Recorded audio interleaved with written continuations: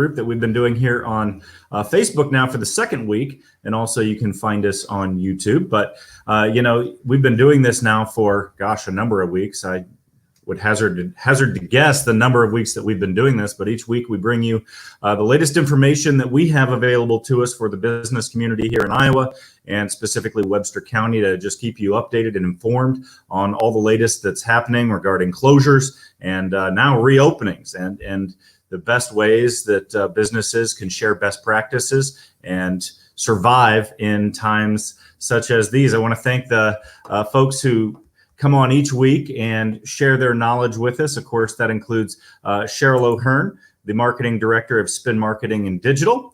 Also, good morning. Also, good morning to Chris Patrick, the Executive Director of Main Street Fort Dodge that we have joining us here today as well. Good morning, Chris. Good morning, everyone. So today we'll be talking about, the same things that we've kind of been talking about for a few weeks. But you know what? We're making progress, guys. We're beginning to see things open up a little bit. I think traffic, you can tell that very much with the traffic, even on the roads and the streets on it. Even if you haven't been in a store, you can see people moving around. Yeah, I definitely think that's the case. And Cheryl, you put together yet another one of our slides that talks about impacts on hotels, and the impact has certainly been dramatic. Yeah, and we'd hoped to have some of our hospitality people on today, but unfortunately none of them were available. They want to come back another time to talk as well, but I think this is a good indication of where we're at, and hopefully we can see an improvement here. I'm sure Carrie's going to have something to talk about when she comes on here shortly. Carrie Kuiper with the Fort Dodge Convention and Visitor Bureau. Well, and that's just it. There's one of the things as things do begin to open up, we start talking about, okay, what does this look like? What's going to be happening? And just, some of the recent developments that, we just found out that, state softball tournament's going to be happening. This is exciting news, but at the same time, what precautions are going to be taken and those sorts of things are the things that we need to discuss. But you know what? Without further ado, let's bring on Carrie Kuiper from the Fort Dodge Convention and Visitors Bureau because she's got some of the answers that we're looking for here. Good morning, Carrie. Good morning. Thank you for having me today. Well, we're always trying to bring people on to this program to share knowledge and expertise with us. And just tell us some of the information that's going on throughout our communities as business owners look to figure out how to navigate this thing, but also just our community as a whole. So, as things begin to open back up, Carrie, are we seeing more travel, more movement, more things like that in our Fort Dodge area? We're starting to see some day trippers come through, and we anticipate that'll continue to increase as the summer goes along. But we're still seeing a lot of business commercial construction workers in the area. So really, we're lucky that April, May, June is really the start of the construction season, and so we have seen some steadiness in that area at the hotels. Sure. We've talked a little bit, and I already sort of brought it up about, some of the spring, summer sports are beginning to look like they may be happening. What's that overall picture look like for Fort Dodge? Are you seeing that there's going to be teams playing? What discussions have you been involved with, and what do you know about that sort of situation? Well, with the girls' state softball tournament still going to be continued in July, that was a big hurdle for us.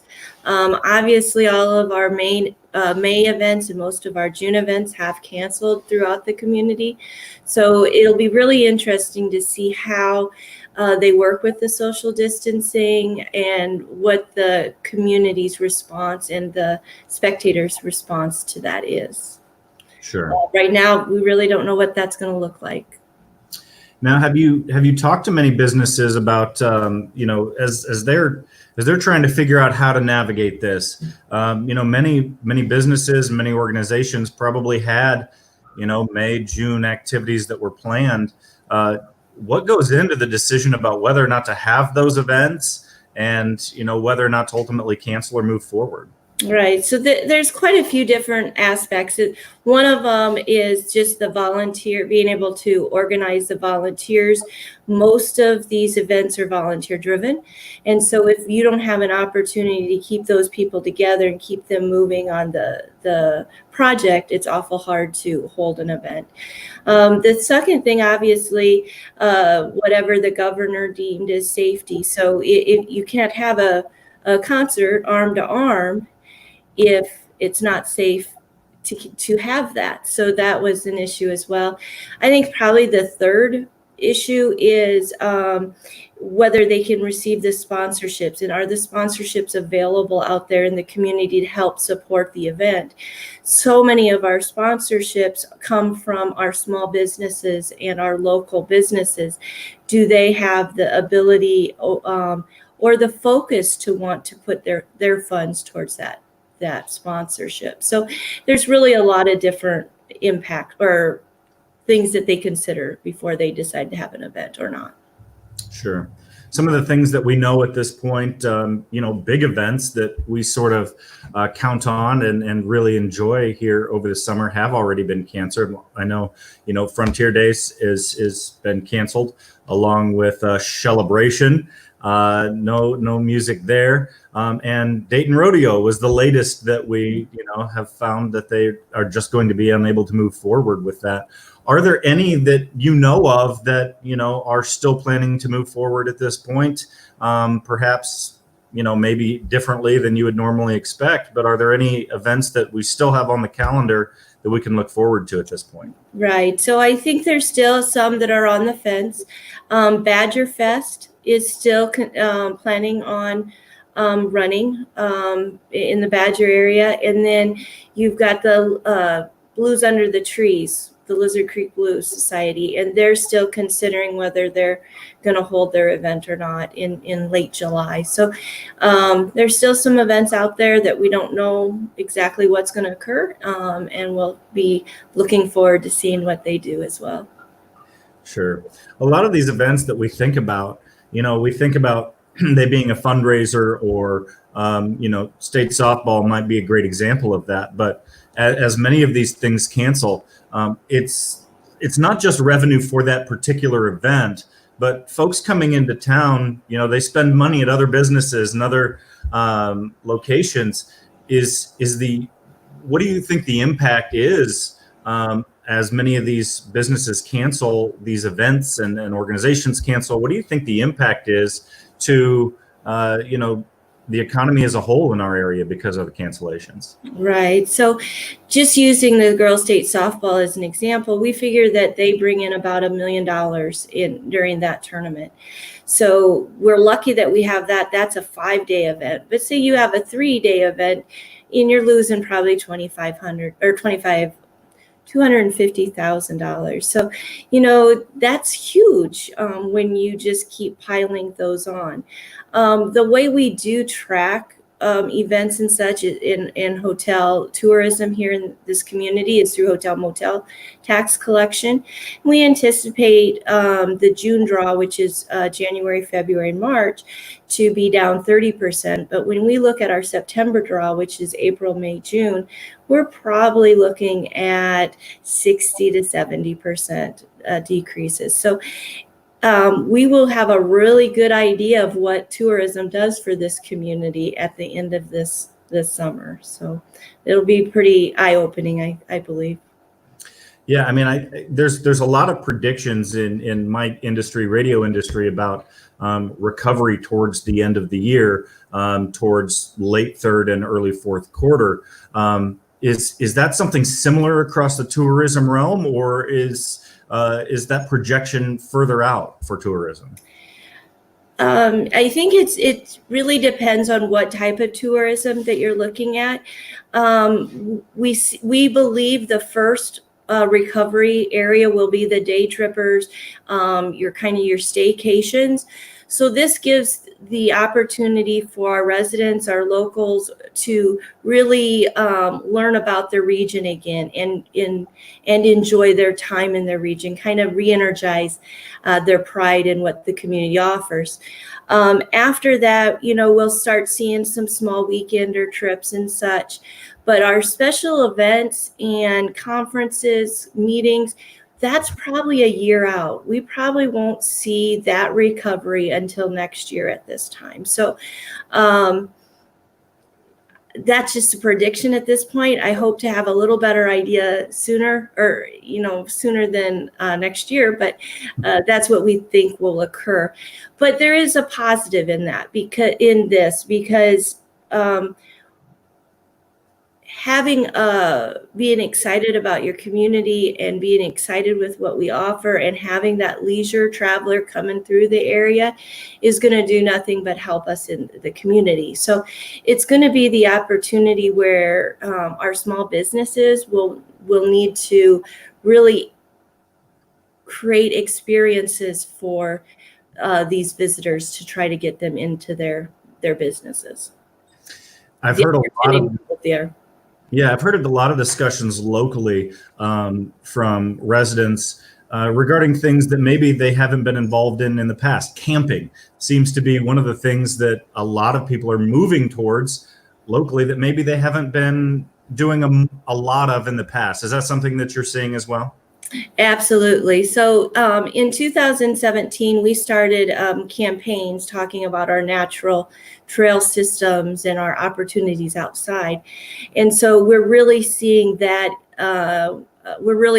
market grow as well. You drive by Gibson City OHV Park on the weekends, and that park has been steady busy every weekend since this has happened. So we know they're out there. We know they're coming. Now that camping is opened back up, I think you will see quite a bit of campers in the area. Memorial Day has traditionally been a very busy day for travel, for tourism, those sorts of things. This past weekend, how would you compare this to past years? And what are the areas that were successful, and what are the areas that maybe saw a lot of downturn because of COVID-19? I haven't seen any statistics on that quite yet, but just from personal observation and such, the nature venues are where the people were this year. That's who was open completely, and that's where they were. Memorial Day is kind of a hard time for retailers and such like that. So I'm sure that they weren't extremely busy, but the rain may have helped them in that aspect as well. Sure. Well, I want to open this up to Chris and Cheryl because there's just so much going on right now. It seems that the governor is making recommendations and things are opening up. It seems weekly. It feels almost daily. As of June 1st, I know there's more businesses coming open. We have casinos that are going to be opening up once again, and what's left? Is there anything that's still held out? Businesses that we're still waiting on getting the authority to open back up, and how are those businesses handling things? Chris, if you want to jump in, talk to me maybe about some of those downtown businesses and how people are feeling, and what the timeline is looking like for getting back open for everyone. Well, I think most of them are beginning to be even more optimistic than they were last week. We do have a few of the bars that will be opening today.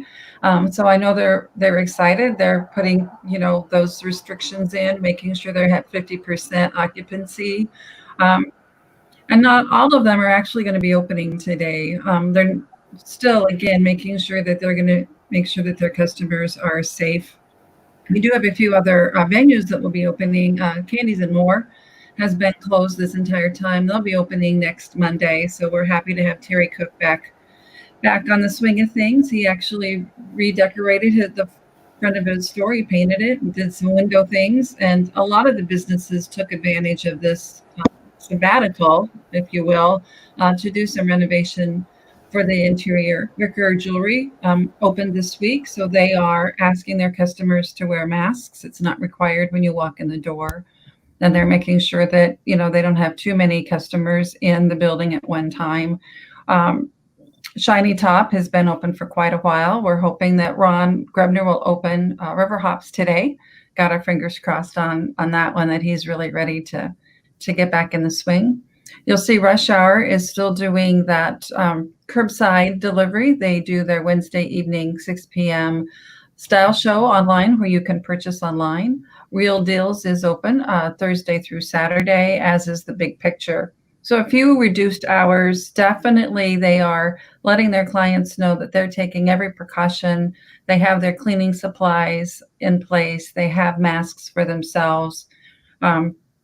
We also have the gaming store, Dungeons and Dodgers. He's been open for a couple weeks. Still not ready to do live gaming in there yet. He does have the go-ahead to do that now, but still not real comfortable with making sure his clients are safe. So I think we still see a little hesitancy on just reopening and crossing our fingers. I think people are being very intentional in how they're opening, and we're seeing that traffic, like Cheryl said, in the downtown. It was nice this morning to come in and see Wells Fargo parking lot almost full. So that was a good indicator that we also have a lot of those service businesses back doing what they do best, and that's serving our community. Cheryl, you work with a lot of businesses, not just in Fort Dodge and Webster County, but all over the state of Iowa. And talk to us a little bit about what you're seeing statewide, because it's not a homogeneous picture. There are certainly different climates going on throughout the state regarding the opening of businesses. Yeah, on the dental end, on those clients, they cannot believe how busy they are. And the other thing, we have one client that had 2 dental offices decide to close. They were an older dentist, and COVID-19 was just, we don't want to go through all that. And here they've got 2 dentists that are referring all their clients to them. Good and bad, as I talked to the manager yesterday, and she says, Cheryl, we don't have hygiene spaces. We're so packed with appointments from making up from our own patients. So, that's that good and bad situation out there. Also, in talking with the banks, some of the things that they're going through, their changes that they've done, much more. The online is huge. People are going, okay, we have several businesses that are now wanting all their forms for their businesses online because they don't want to be passing paper out, that type of thing. So we've been really busy working on that for a bunch of clients. Some of them have to have HIPAA requirements on it. So that requires certain encryption and certain forms on there. So we're seeing that. We're also, we've got some of the construction companies there. Their problem is employment, trying to find enough employees out there. Although I have one that I see has been getting a lot of applications in from some of the businesses that aren't open right now for one reason or another, like our gypsum mills that have closed, and I see that some of them were there where they were working before. So it's been really a mixed bag. It's the businesses are seeing a big improvement, seeing people come in, but I see caution as well. And I think that's one thing that Chris brought up in her conversation is even the businesses are being cautious when they're opening up and really taking a lot of consideration. But they're also saying, hey, everybody needs to be responsible for themselves. If they don't feel comfortable with going into those establishments, then they should not be going in there. So that's what we're seeing. I think I know my husband went to Ohio last week, and he said the huge uptick in traffic there. Still could get through Cincinnati at 7 o'clock in the morning, not at 10 miles an hour. So he said that was a good day. But he noticed right away the traffic was up on there. And the other thing, of course, on the farming, Monday USDA released paperwork for farmers to send in. I know that was what was going on in my house, trying to determine how much was in each bin and which bin was certified. And I heard lots of conversations on the phone trying to put all that paperwork together because that didn't happen until sometime on Tuesday. They didn't release any of the paperwork. So everybody was hurrying up because as we've seen in the past, the money seems to dry up really fast. So they And were then trying. it is very much a first come, first serve That's right. basis on those. And so getting that in quickly is important. I do have one comment that I thought was interesting yesterday. One of the banks that I work with, he said that there's a third-party company that has come up with a form that the banks can use for everybody on their PPP so that they don't have to do the paperwork on turning in their information for forgiveness on the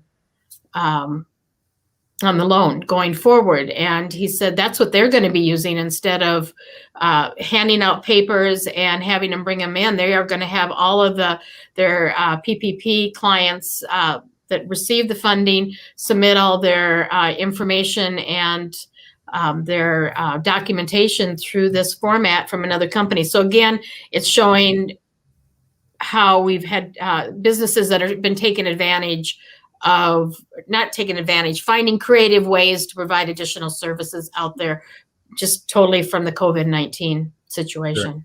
Great.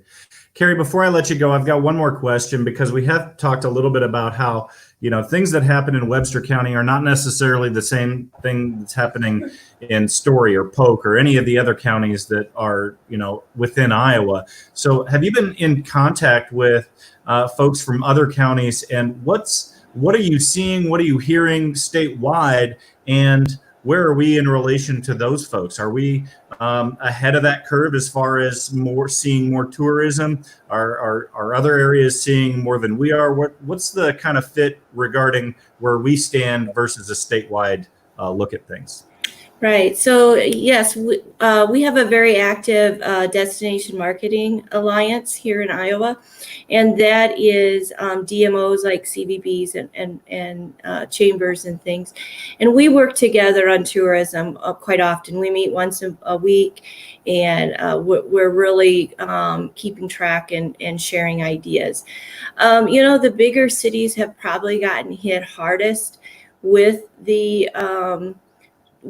the lack of tourism, mainly because of a lot of the meetings and conventions and events that they've lost. They were huge, and they've lost, one right after another.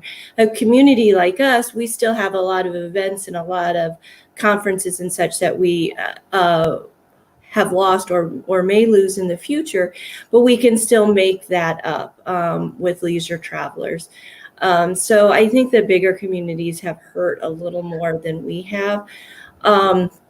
But everybody's hurting. I mean, tourism pretty much ground to a halt there. So the next steps that I would say for businesses, especially tourism related businesses, is to get out there in the public and start showing what they're doing to keep their visitors safe. Show them that they've got be real authentic with it. Actually go through, this is what we do to clean this, or we have this, or we have masks available for you, or we have hand sanitizers here. Make sure you use it.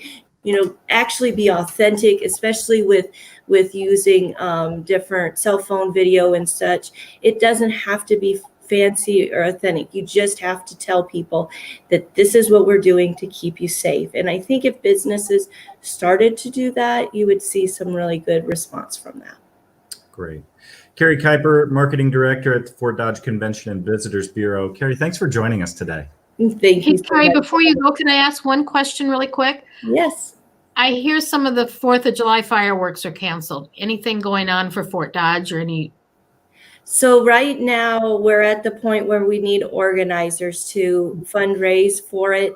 Many people don't feel that this is the right time to ask for funding from different businesses and such. So until an organization or a person steps up to the plate on that, we won't have any answers for a while. So we're really looking for a volunteer on that project. Thanks for the update. Mm-hmm. Thanks, Carrie. Thanks, Carrie. Well, I mean, that's just kind of part and parcel to everything that we've got going on right now is you have to look at the specific events and say, is this event something that we're going to have? And I certainly understand that question that people are having right now of is asking for funding for our 4th of July fireworks, is it viable? Is it something we need to do? And I guess we'll see. That's one of the things is if it's important to individuals in our community, then we'll find a way to make that happen. Cheryl, you talked a little bit already about our programs on the PPP, the EIDL program as well. And usually we have Kimberly Tiefenthaler with Northwest Iowa's SBDC on to talk about these things. But let's do our best to get through this, even though we may not be the actual expert in this, at least not quite like Kimberly is. But she did send us some information here that maybe we can cover on PPP. And Cheryl, you talked a little bit about a digital process for that loan forgiveness already. Yeah, the banks that potentially banks will be using. But one of the things, I think it was the 27th, was that what day? Oh, that was yesterday. Duh. I forget. Anyway, I think yesterday there was some new forms that came out from the SBA on more detailed information on the PPP forgiveness and what the businesses are going to need. There's been some concerns. When does this actually start? Does it start the day I get the money, or does it start my first pay period? The question that I get all the time is, Cheryl, they going to extend it? I don't know that. I haven't heard that. I think that, and that's something that's being discussed, but there's been nothing on it. But there was a report out, or some more information yesterday, and I believe these links that Kimberly sent over this morning are ways for you to go back and check that information. The thing that I get from CPAs and the banks is just make sure everything you're doing is documented. As long as you have the documentation on it, have it in a file, whatever, if it's your mortgage, your mortgage payments, your checks, your however you keep track of all of your stuff, just have it all in one spot and keep that there, and it'll all shuffle out here shortly. I think people that receive their money in April, of course, that would be, sometime around the 20th or so of June is when technically their 8 weeks are up. So they're really getting anxious. But again, if you have all your information saved, anything that they said would possibly go towards that, just put it in there, whether it ends up being used or not, and keep it all in one spot. That's what they need to be doing on that, and just keeping in touch. And you can always contact Kimberly since she is our local SBA to get information as well. And of course, any of us that hear anything, we always are posting on our various digital platforms what's going on too. Great. Yeah, I think making sure that you have that documents is really going to be key. Chris, talk to us a little bit about some of the businesses here in Fort Dodge who have received PPP. Have they begun working on that paperwork already for forgiveness?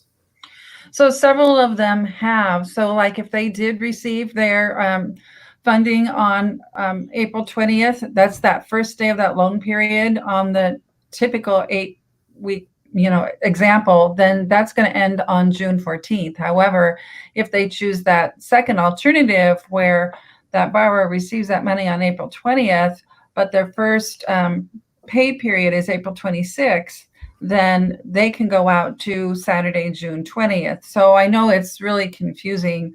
Like Cheryl said, reaching out to Kimberly is a really good way. We actually had, I believe, 25 businesses in the local area receive that PPP. They're all in different stages. Some of them did choose to take that on that very first day and move forward. It just depends on when your pay period falls. If you were lucky enough to have your pay period end on the 17th of April, then you were able to, fall into that fairly easily. But I really reiterate what both of you have said. Make sure that you have clean records. Not every business is able to open another bank account to put their PPP in. So as long as they had another line item on their budget, and just make sure that they're pulling out their payroll from that line item rather than their regular payroll expenses, I think really helps the banks as they go through that process and through the SBA. So we're just here to help them. And like I said, everybody's in a little different boat. There were several businesses in the downtown that chose not to apply for PPP. They felt they were in pretty good standing and wanted to have that money available for other businesses. Yeah, that's a neat thing, and just shows the way that many of our businesses have really stood arm in arm together to make sure that everyone gets through this. So really a neat thing. These links here, you can absolutely follow these links to get to the loan forgiveness information with the SBA and the PPP program in and of itself, or of course, get a hold of Kimberly, as she is one of the best resources that we have in this area. And as a business owner herself, has been through it and deals with it. And I think that's one of the things that really makes Kimberly very unique as she goes through this, is she's kind of going through it with you. And so what a great resource that she is. Chris, as we look forward to more businesses opening, it's something that Carrie talked about, but providing those ways to show that, yes, we are taking care of our customers. Yes, we're making sure that we want to provide the safest thing possible for you. What have you seen, and how are downtown businesses sharing that information? Because I know they're doing it, but how are they getting that information out to the public to say, yes, we are taking these steps to provide caution? My favorite one was Morgan Fitzgerald over at Real Deals on Facebook with her cleaner product and her paper towel, showing that she was cleaning down her store. But Facebook, social media, Instagram, even Snapchat are the ways that those businesses are really pushing that information out, mostly in a fun way. They're also sending emails of, when you come and shop with us next, this is, the things that you need to do, or this is how we're preparing for you. And we're seeing that across the nation in Main Streets. We had a nice chat yesterday with Main Street America. And really, that the comment that you made earlier, looking into that third and fourth quarter projections, we're also having to look into the third and fourth quarter on how they need to be setting themselves up for the new way of shopping in both the October-November season and then around Christmas time. So lots of planning ahead for them, not only in a safety protection piece, but trying to project how people will be shopping for the upcoming holiday season. I know it seems a long way away, but it's not that far away. Right. Well, and I think things have changed permanently in many aspects in the way people do business. Cheryl, one of the ways that I think that has changed is a lot of businesses have found, oh my gosh, I need to be more digital savvy. I need to have my website ready to go. Exactly. And that doesn't happen overnight. I know there's some easy ways to do it, and you can set something up quickly. But if you really are going to reformat maybe a large portion of your marketing or your selling or your products, it takes some planning and organizing. We've got 3 interns in here that are looking at a lot of different websites and critiquing them. And it's very interesting to see their thoughts and ideas. We had a meeting yesterday and one was going, that's really bad. That's ugly. I wouldn't shop there. I mean, they didn't even get to the products yet. They got to the front page. So there's some real learning curves there for businesses. It's not as easy as what they think. And it doesn't happen overnight. So all I can do is encourage them, this is where you're going to go, and it is where we're going. If banks are going that direction, every facet of our businesses are going some way to a digital format, whether they're selling products and services or that you need to ship out, or just like a bank providing services where they're doing bank loans coming in and out. Everything is being done digitally, and there's certain criteria to follow and make sure that that's there. And encourage our legislature to be more aggressive with broadband on it. We're going to see that as well, because it's not going to go down. It's just going to increase. I think Twitter announced that most of their people are not going to go back to brick and mortar. I did talk to somebody at GoDaddy this week, and she said that they're being told that they're not going back to the office for the rest of the year.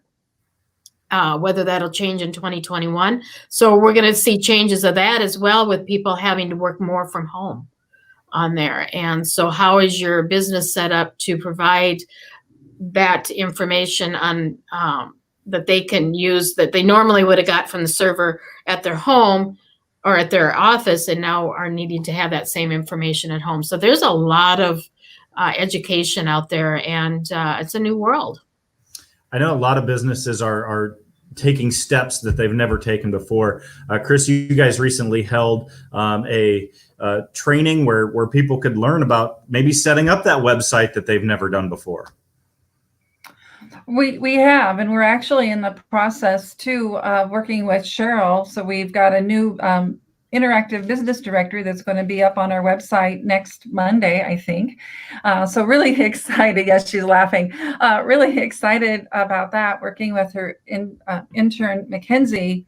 And what that gives those businesses too, is we're working with them through this process is your My Google page, your business page updated? Is your address on that really your address on the street? Because sometimes we found that they weren't the same. And if that's the case, then the pin on our map is going to be incorrect. So there have been a lot of phone calls over the last few weeks, and going in and just saying, is your Facebook page, have you claimed it, or is it belonging to somebody else? Those types of things. For the most part, businesses are interested, whether it's a service business or a retail business. Some of our long-term mature business owners are like, nah, we're good. And so we're trying to give them those free services to really make sure that they're being well represented and have a more level playing field on a global market, because we all know, right? It's not just about who's shopping and walking in the downtown Fort Dodge area. It's who's seeing you on all these platforms online. And really good point, Cheryl, about the internet. I think we've all been on a Zoom meeting where we're glitching in and out. So making sure that as those customers are having that experience online, or if you are working with a customer in a service business, you're not having those timeouts happen as you're trying to have a conversation. Yeah, and that takes a lot more work than coming from that industry for 8 years and working in that. I know how long it takes to plan, organize, plow that fiber, and put all that in. It is not something that happens overnight. It is not cheap by any means, and it's not free. So there's a lot of things to think about with that, but it is something that we have to have. It's going to be just like electricity and having running water and that type of thing. It's going to be one of those utilities that everybody's going to need, because telehealth, everything is going to that direction. And that's one of the things that we looked at. We're in the middle of the Streetscape Master Plan project for the downtown in the Main Street District. That's 33 square blocks. So as we're thinking of tearing up streets in the next, 3 or 4 years, how easy is it going to be to put fiber in? What's the cost going to be? I mean, that's probably the biggest hurdle is, adding millions of dollars to that, just a regular streetscape project. And you're exactly right. That was one of the things that I advocated, was better communication with the city, the county, Mid-American, whoever was in the construction business of doing any construction. Make sure that they let us know that was going on. And if we needed to pull fiber, that was the time to put it in, and not have to go back and dig that street back up and put that back in, or make sure the conduit's big enough so you can pull enough Exactly. through it. It takes planning and organization, and if you're not doing that, the cost later is much more expensive. It's so interesting, when we think of our pandemic and the way it's shifted our lives and our thinking, you never would have thought that laying fiber was going to be such a big piece of how we deal with maybe the next pandemic. But it really has shown how much we are relying on internet, how much we are relying on reliable connectivity to do our everyday jobs, because I do think that the landscape has changed. Many people, as you mentioned, won't be going back to their brick and mortar building.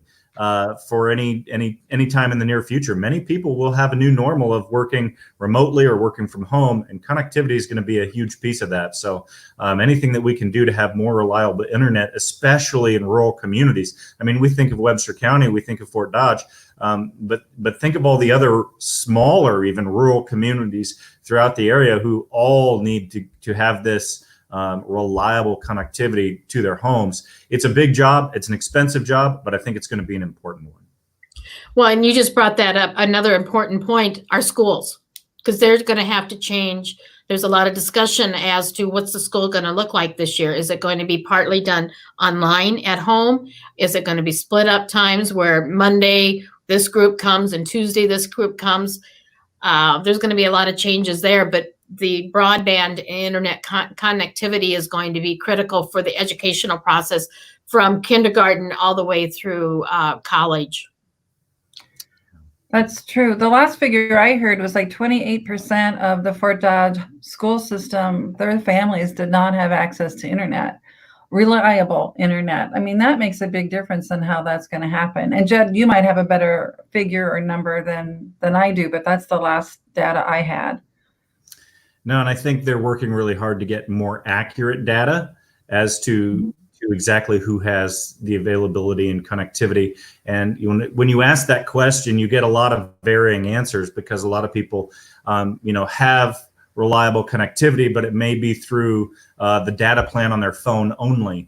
And when mom and dad aren't available, suddenly that connectivity is with mom and dad at work, right? So there's just a lot of different variables that go into how internet is accessed at everybody's home individually. So I think a great meeting again today, Carrie Kuiper with the Fort Dodge Convention and Visitors Bureau. Such a great guest to have on and talk about where things are going. I know in the coming weeks, we plan on having additional guests that can come on and talk about local business, local hotels and other industries that we have in our community. But if there's something that you would like to know about, please let us know. You can send us an email to info@mainstreetfd.org, and we'll be happy to address those particular subjects that you have because they are important. And what's important to our downtown businesses or any businesses throughout our community, they're important to us, and we want to get that information and share it as quickly as possible.